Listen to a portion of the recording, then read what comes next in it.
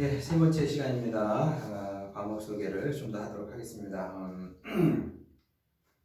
어쨌든 지난 시간에 말씀드린 것처럼 여러분 제가 읽어오라고 이렇게 적어놓은 거 꼭 읽어주시기 바라고요. 좀 시간이 없더라도 읽어주시면 좋겠습니다. 뭐 저를 위해서가 아니라 여러분을 위해서 좋고요. 그리고 이제 숙제가 없기 때문에 시험은 중간, 기말고사 두 번 다 보도록 하겠습니다. 그래서 이제 대학원 수업이니까 이제 서술형 시험이고요. 그리고 출석 체크는 하지 않지만 그래도 여러분 수업을 들었는지 안 들었는지는 또 중요하잖아요. 중요하지 않은 것이 아니기 때문에 중요하기 때문에 주로 제가 그 수업 시간에 강의했던 것을 묻게 될 겁니다. 그래서 여러분이 수업 내용을 잘 정리를 해주시고요. 나 진짜 좋은 점수를 맞고 싶어. 그러면은 수업 내용을 잘 정리해서 이제 오픈 테스트입니다. 여러분이 가지고 있는 자료 뭐든지 사용할 수 있고요. 그래서 이제 온라인으로 비대면으로 이제 시험을 보게 될 텐데, 그래서 제가 LMS에 시험 문제를 올리면 정해진 시간에 올리면 한 50분 정도 여러분이 쓰고 다시 뭐 LMS가 됐든 아니면 제 메일이 됐든 그렇게 여러분 답안지를 제출하면 되는 겁니다. 그래서 참 뭐 여러분 뭐 LMS에 다 나와 있습니다만은 그래도 혹시 모르니까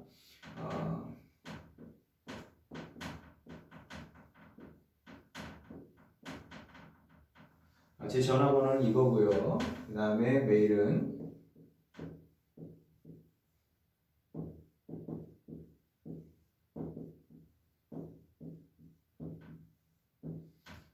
spaceday at yahoo.de입니다. 좀 이상하게 생겼는데 이게 맞아요.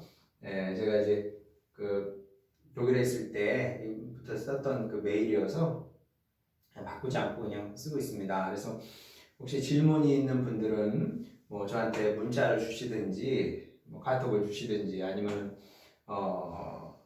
그 메일로 연락해 주시기 바랍니다. 그래서 무엇이 됐든 이제 질문하시고 또 뭐 요청 사항이 있으면 제가 그때 받고 연락을 드리도록 하겠습니다. 자, 이제 여기까지가 대략적인 이제 과목 소개, 그 다음에 이제 운영 방식 이렇게 될 것이고요. 그리고 이제 그 중간고사 끝난 다음에는 어떻게 될지 모르겠습니다. 그래서 만약에 대면 수업을 하게 되면 3시간 내에 뭐 저 혼자 이렇게 떠들게 되면 가능은 합니다만은 그것도 서로 못할 일인 것 같아요. 그래서 그때는 혹시 여러분이 발제를 하게 될지 모르겠는데 그 전까지는 이렇게 제가 강의를 올리는 것으로 이제 가름하겠다 이렇게 아시고 또 중간고사 끝나고 발제를 하게 될지 모르니까 여러분 이제 준비하시기 바랍니다. 그때는 이제 아마도 존 오웬을 주로 발제하게 될 텐데 존 오웬은 굉장히 매력적인 신학자입니다. 여러분 기대하시고 미리 그 교과서를 사셔서 읽어도 좋지 않을까 싶습니다. 뭐 이게 분량이 많지 않으니까요. 자, 근데 이제 죄론입니다만은 이번 강좌로 이제 직접 들어가기 전에 이제 죄에 대해서 성경이 죄에 대해서 이제 뭐라고 말씀을 하느냐 그 얘기를 하기 전에 먼저 우리가 이제 생각해 보고 싶은 것이 있습니다. 자,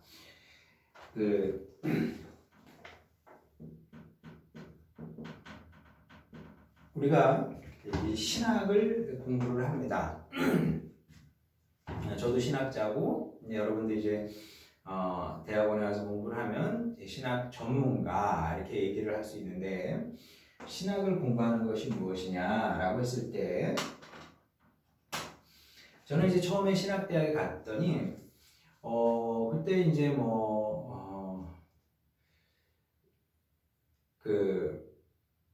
제가 지금도 잊히지 않는 게 서울신학대는 굉장히 복음적인 곳이라 그래서 이제 갔는데 저는 이제 집이 서울이었는데 서울 신당동이었거든요. 신당동에서 여기 떡볶이 유명한데 여러분 아시리라 생각합니다. 이제 거기서 서울신학대학교 부천까지 이제 통학을 했던 거예요. 그래서 이제 한 두어 달 하니까 못하겠더라고요. 너무 힘들고 가는데 뭐 한 1시간 40분 뭐 어떤 때는 그보다 더 걸리고 집에서 나와서 이제 학교 강의실까지 들어가면 뭐 1시간 40분 더 걸렸던 것 같아요. 그래서 이제 집에 돌아오려면 이제 학교는 가긴 갑니다. 근데 집에 가려면 이제 아득한 거죠. 언제 가나 어떻게 가나. 그래서 이제 이건 아니다 싶어서 이제 기숙사 들어가겠다고 생활관 이제 들어가겠다고 이제 부모님께 말씀을 드려서 저희 부모님은 이제 경기도 여주에 사셨는데 서울에 있는 전셋집 처분해서 이제 할머니하고 이제 같이 살았거든요. 이제 할머니 이제 다시 본가로 내려가시고 저는 이제 기숙사에 갔는데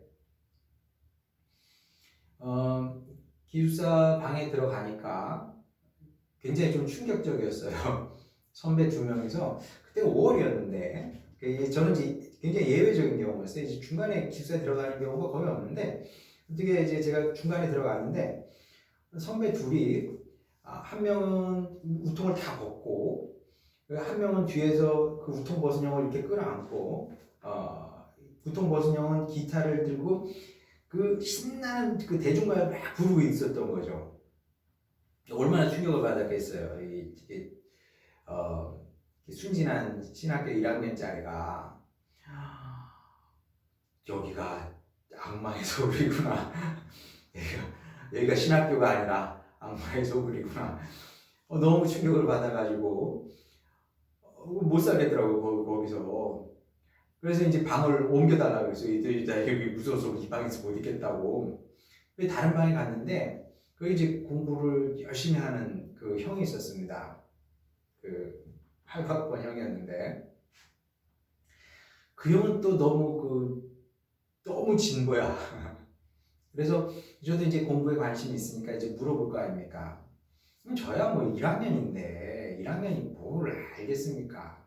예. 근데 이제 막 선배는 그때 당시에는 지금이야 이제 제가 뭐 그런 책 읽으면 그냥 그런 책이구나 이럴 수 있지 이런 관점도 가능할 거야. 가능해. 이렇게 받아들이지만 1학년이 볼 때는 다 이상한 책이에요. 던져주는 책이 해방신학, 구디엘에서 해방신학 읽었어요. 그 1학년인데 그래도 기특하죠. 1학년이 그런 책을 읽었다는 게.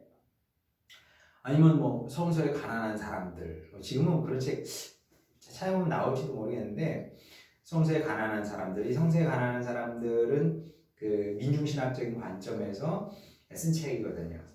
그런 것들 그래 이제 그 다음에 이제 강의실 들어갔더니 그때 이제 막 그 외국에서 공부하고 오신 교수님들이 뭐 포스트 모더니즘 막 얘기를 하고 막 그랬단 말이죠. 그 다음에 뭐 에바르트 융헬이 어쩌고 에벨링이 어쩌고 막 이런 얘기를 이제 강의 시간에 하는 겁니다.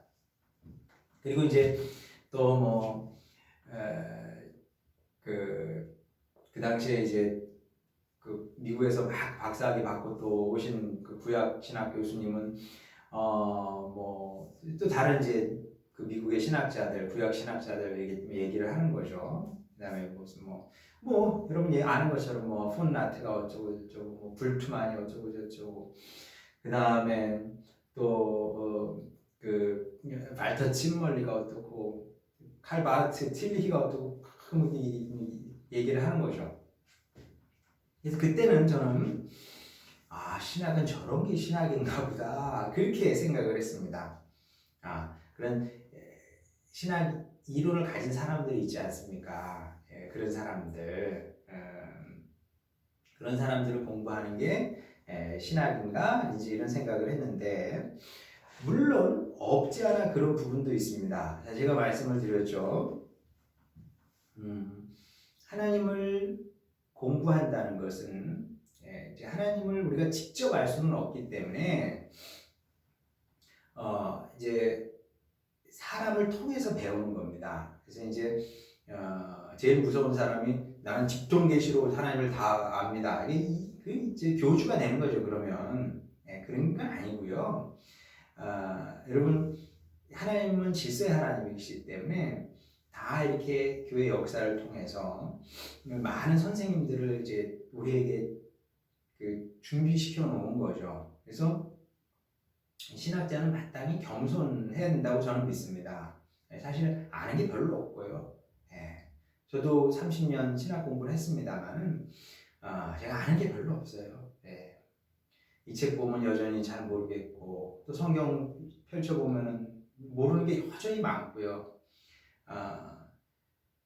솔직히 뭐 여러분이 저한테 성경 구절 어려운 텍스트 가져와서 이거 어떻게 생각하십니까? 그러면은 제가 뭐 어떻게 대답을 해야 될지 뭐 물론 어떻게든 대답은 합니다. 어떻게든 대답을 해요.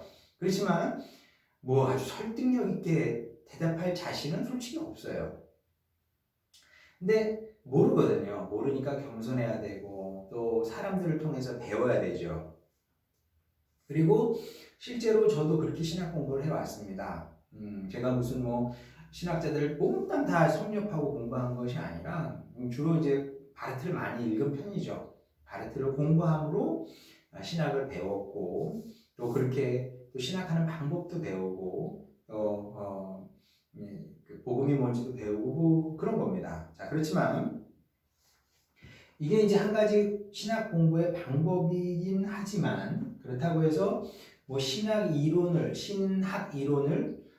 줄줄줄 꿰다 뭐 그렇다고 해가지고 그게 이제 좋은 신학 방법이다 이렇게 말할 수는 없다는 거죠. 신학은 항상 그 이상을 탐구하는 겁니다. 말하자면 자, 우리가 바울 신학은 굉장히 중요합니다. 그죠? 바울 신학은 굉장히 중요하고 여전히 바울은 연구가 많이 되고 있습니다. 아주 다양한 측면에서 바울을 연구하거든요. 유대 관점에서 바울을 보는 사람도 있고요. 그레코 로마 관점에서 바울을 보는 사람도 있고 신비주의 사상에서 보는 사람도 있고요. 아주 다양하게 바울을 연구하고 있기 때문에 지금도 계속 바울에 대한 연구는 나옵니다만은 근데 바울에 대한 연구에서 그치게 되면 사실은 이거는 종교학이다 저는 그렇게 생각을 합니다. 바울에 대한 연구에서 그치면 그건 종교학이지. 항상 신학은 그 이상, 그 너머에 대해서 질문하고 탐구해야 되는 건데 결국 신학의 목표는 무엇이냐면 신학을 공부한다. 뭐 여러 가지로 얘기할 수 있을 겁니다. 신학을 왜 공부해야 되느냐? 뭐 신학을 공부해서 삼위 하나님을 알고 교회에 대해서 알고 뭐 무슨 답이든 다 가능할 겁니다. 다 맞는 얘기입니다만은 근데 저는 이제 기본적으로 어떻게 생각하냐면 신학을 공부한다는 것은 우리 사고하지 않습니까? 자, 사고와 삶은 불가불 하나이죠. 이제 나눌 수 없는 겁니다. 내가 사고하는 대로 사는 것이고 삶이고 사고이고 이게 정상적인 사람이죠. 만약에 이게 일치하지 않아 그러면 둘 중에 하나입니다. 사기꾼이거나 뭔가 정신적으로 문제가 있는 사람이거나 둘 중에 하나겠죠. 자, 그러면 이 사고라는 건 굉장히 중요한 건데 우리 사고를 바꾸어가는 게 신학이다. 이건 저의 확신이고 저의 생각입니다. 그러니까 우리가 socialization이라고 하잖아요. 그러니까 사회화.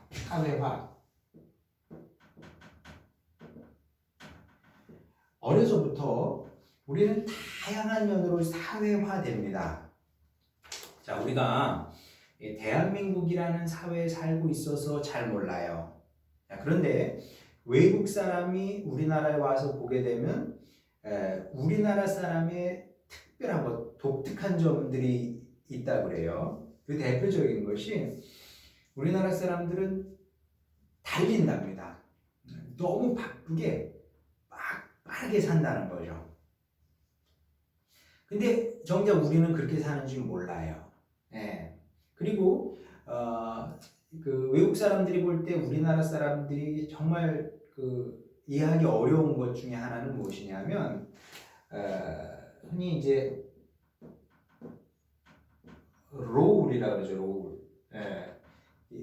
어떤 역할인데 우리 문화에서 특히 가정에서 이 역할이 굉장히 고착화되어 있다는 거죠. 그러니까 여자는 뭘 하고 남자는 뭘 하고 이런 것들이 굉장히 고착화되어 있대요. 우리는 잘 몰라요. 왜냐하면 우리는 이 안에 살고 있기 때문에 이게 다른 사람과 어떻게 다른지 잘 모릅니다. 근데 그 서양 사람들이 볼 때는 그게 되게 신기하다 그러더라고요. 그 이제 저만 해도 이제 뭐 벌써 이제 오래된 얘기죠. 20년도 더 지난 얘기니까. 그러면 이제 그 뭐 어쨌든 그 독일에 살았으니까 독일 사람들과 교제도 있을 거 아닙니까? 그러면 독일 사람들이 한결같이 하는 얘기가 있어요. 몇 가지 얘기가 있습니다. 두 가지 얘기를 하는데 하나는 이상하게 너희들은 부부끼리 이름을 부르지 않는다는 거죠. 제 아내, 제 집사람 이름은 이제 민지영인데, 뭐, 지영? 그러더니 지영아, 이게 정상인데, 들어보면은, 부부끼리 이름을 부르지 않는다는 거예요. 그 정말 신기하대, 그게. 예. 그 다음에 두 번째 또 신기한 건 뭐냐면, 남자의 일이 있고 여자의 일이 있다는 거죠. 근데 독일 사람들은 그런 게 없대요. 그냥, 남자 일을 여자도 하고 여자 일을 남자도 하고 그 얘기는 역할이 없다는 거예요. 그냥 그러니까 우리는 여전히 음식은 아내가 해야 되고 남자는 밖에 나가서 돈 벌어오고 이런 것들이 이제 많이 없어지긴 했지만 여전히 이런 게 남아 있는 게 사실이거든요. 근데 이제 우리 문화에서는 이런 그 어떤 가정의 이제 룰이고 롤이고 그런 거죠. 이런 것들이 고착화돼 있는 건데 이런 것들이 이제 그냥 만들어지는 것이 아니라 사회화 과정을 거치면서 만들어졌다는 겁니다. 근데 이 사회화 과정이라는 것이 굉장히 힘이 셉니다. 얼마나 힘이 세냐 하면 자 이제 강제로 우리나라가 이제 개화가 되죠. 일본에 의해서 개화가 됩니다. 자, 그러면서 일제가 했던 여러 가지 작업 중에 하나가 무엇이냐면 이제 구습타파라 그래서 이제 뭐 그 상투 자르고 뭐 그랬다는 거예요. 뭐 여러분 잘 아시는 것처럼 그러면 상투를 자른다는 것이 지금 우리가 생각할 때는 전혀 이상한 게 아닙니다. 오히려 좋아요. 위생에도 좋고 관리하기도 편하고. 근데 그 당시 우리 선조들이 생각할 때는 굉장히 모욕적인 일이었고 수치스러운 일이었고 해서는 안 되는 일인 거죠. 왜냐하면 부모님께서 주신 것이기 때문에 여기다가 인위적으로 해를 가하면 안 되는 거죠. 그래서 심지어 자결한 사람까지 있습니다. 근데 지금 생각해보면 이상하죠. 아니 머리 자르는 게 그게 자결할 일이야? 줄 일이야? 이해가 안 되는데 그 당시 문화 속에서는 충분히 이해가 될 만한 일이었다는 겁니다. 자, 그것이 바로 이제 사회화의 힘이라는 거죠. 사회화의 힘. 그래서 사회화가 어떻게 되느냐에 따라 사람이 굉장히 달라집니다. 그래서 사회화 과정을 통해서 의미도 갖게 되고 가치도 알게 되고 그 다음에 목표도 생기게 됩니다. 진짜 그래요. 어떻게 사회화되느냐에 따라서 의미가 만들어지는 거죠. 예를 들게 되면 우리나라 같은 경우는 이제 학벌 사회입니다. 자, 그래서 어려서부터 배우는 거죠. 좋은 대학이 있어. 그러면 좋은 대학이 곧 의미인 거예요. 그리고 거기 들어가는 게 그게 그 삶의 가치인 것이고, 그리고 거기 들어가서 좋은 직장을 갖는 것이 인생의 목표가 되는 겁니다. 자, 이렇게 한 사회가 사회화를 통해서 이렇게 만들어지는 것이고, 일정 부분 이거는 한 사회가 암묵적인 합의를 통해서 누가 서명을 한 건 아닙니다만은 암묵적인 합의가 있는 거죠. 합의를 통해서 그렇게 사회가 구성되고 굴러가게끔 그렇게 이제 사회가 만들어지는 겁니다. 자, 그런데 성경적인 사고는 여기에 대해서 항상 그런 건 아니에요. 항상 그런 건 아닙니다. 예를 들면 부모를 공경하라. 이거는 뭐 교회 밖이나 교회 안이나 동일한 가치이고 의미입니다. 그렇죠? 자, 그렇지만 예를 들어서 뭐 신분 질서 이건 예의가 다른 거죠. 자, 그래서 성경은 실제로 이 사회적 합의에 대해서 노를 하는 경우도 많은 겁니다. 예, 그러니까 우리가 많은 부분 사회화 됐는데 성경은 이런 우리를 향해서 뜯어 고쳐 바꿔야 돼 이런 입장을 취하는 경우가 적지 않다는 거죠. 그래서 이제 그 대표적인 예가 하나님은 사람을 외모로 취하지 아니하신다 그런 겁니다. 우리는 이제 A라는 사람을 보면 뭐가 관심이 있어요? 일단 외모에 관심이 있죠. 이 사람이 잘생겼는지 못생겼는지 키가 큰지 작은지 외모에 관심이 있습니다. 그 다음에 뭐가 궁금합니까? 이 사람 집안 출신이 배경이 어떤지 그런 거 궁금하고요. 학벌이 어떤지 궁금하고 돈은 얼마나 있는지 이런 데 이제 관심을 갖게 되는데 성경은 그런 것에 대해서 그거 아니야. 하나님은 외모로 사람을 취하시지 않으니까 너도 사람을 외모로 취하면 안 돼. 또 갈라디아에서 바울이 뭐라고 선언합니까? 이건 선언이에요. 위대한 선언이죠. 헬라인이나 유대인이나 남자나 여자나 종이나 자유인이나 그리스도 안에서 하나다. 여러분 그게 2000년 전의 선언입니다. 그러면 그게 그 당시 사람들에게 어떤 의미로 다가왔을까요? 엄청난 충격이었겠죠. 왜? 아니 헬라인하고 유대인하고 어떻게 같을 수가 있어요? 어떻게 하나가 될 수가 있겠습니까? 남자와 여자는 다른 시대였어요. 여러분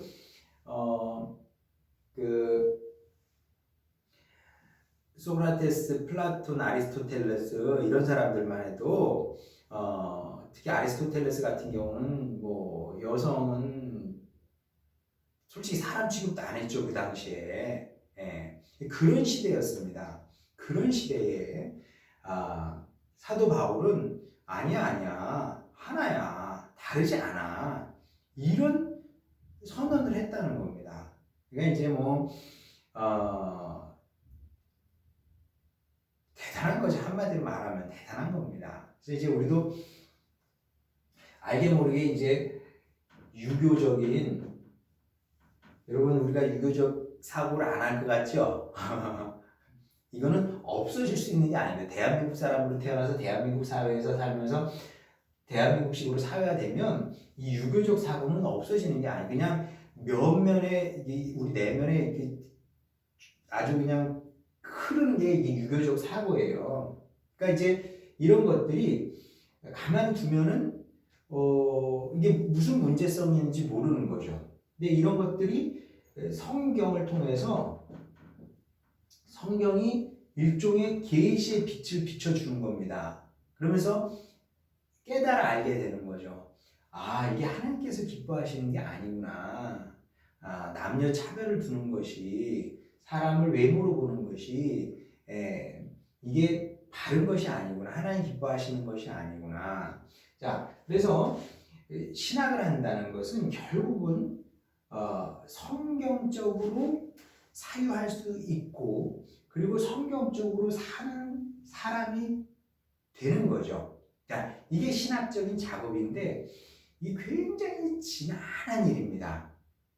쉽지 않아요. 이게 무슨 내가 오늘부터 성경적으로 사고해야지, 성경적으로 살아야지 되질 않습니다. 이거는 정말 많이 묵상하고 연구하고 또 삶으로 또 실천해 나가고 뭐 이런 것들이 이런 일을 해야 이게 이제 가능한 작업이라는 거죠. 그래서 이제